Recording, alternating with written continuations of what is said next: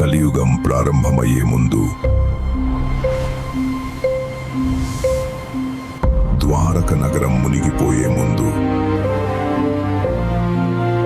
శ్రీకృష్ణుడు ఒకరినే పిలిచాడు. అతడే హనుమంతుడు. ఎందుకంటే ఆ రాత్రి ప్రపంచం ఒక దేవుడిని కోల్పోబోతోంది.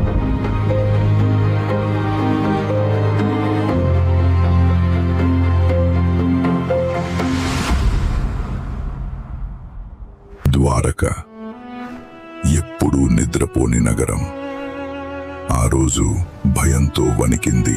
సముద్రం అసహజంగా ఉప్పొంగుతోంది. ఆకాశం నల్లటి మేఘాలు నిండిపోయింది. అప్పుడే శ్రీకృష్ణుడు సముద్ర తీరంలో ఒంటరిగా నిలబడి ఉన్నాడు. ఆయన ముఖంలో బాధ లేదు, భయం లేదు, కేవలం ప్రశాంతత మాత్రమే ఉంది. సమయం వచ్చేసింది. ద్వాపరయుగం ముగిసింది.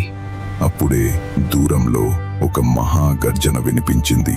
గాలులు ఒక్కసారిగా మారిపోయాయి. ఆకాశం నుంచి ఒక దివ్య కాంతి దిగి వచ్చింది. అతడే ఆంజనేయుడు. ప్రభూ, ఈ అకస్మాత్తుగా పిలుపు ఎందుకు? హనుమా, ప్రతి అవతారానికి ముగింపు ఉంటుంది. రాముడిని కూడా విడిచిపెట్టావు. ఇప్పుడు నన్ను కూడా విడిచి వెళ్ళే సమయం వచ్చింది.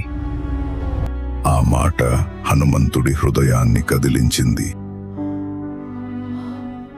నేను కొన్ని ముఖ్యమైన విషయాలు చర్చించాలి. అందుకే నిన్ను పిలిచాను హనుమా. ప్రభూ, ద్వారక ఎందుకు వణుకుతోంది? గాలి ఒక్కసారిగా బలంగా వీచింది. దూరంలో సముద్రాలలు గర్జించాయి. ఎందుకంటే ఈ రాత్రి తర్వాత ద్వాపరయుగం ఉండదు. ఆ మాట విన్న క్షణంలో హనుమంతుడు ఒక్కసారిగా నిశ్శబ్దమయ్యాడు. అంటే మీరు... అవును హనుమా, నా అవతారం ముగియబోతోంది. ప్రభూ, అయితే నన్ను ఎందుకు పిలిచారు? ఎందుకంటే నాకు వెళ్ళాల్సిన సమయం వచ్చింది, కానీ నువ్వు ఉండాలి. నేనా?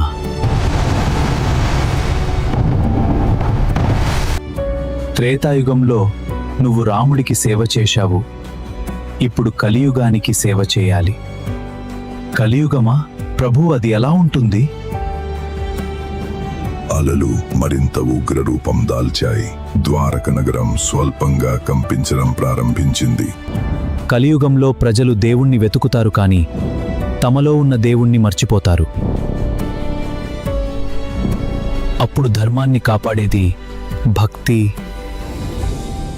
యుద్ధాలు గెలవలేనిది భక్తి గెలుస్తుంది. ఆయుధాలు చేయలేనిది నామస్మరణ చేస్తుంది. నేను ఏమి చేయాలి ప్రభూ? ఎక్కడ రామనామం వినిపిస్తుందో అక్కడ నువ్వు ఉండాలి. ఎక్కడ భక్తుడు ఏడుస్తాడో అక్కడ నువ్వు ఉండాలి. ఎక్కడ ధర్మం బలహీనపడుతుందో అక్కడ నువ్వు నిలబడాలి. అప్పుడే భూమి కంపించింది.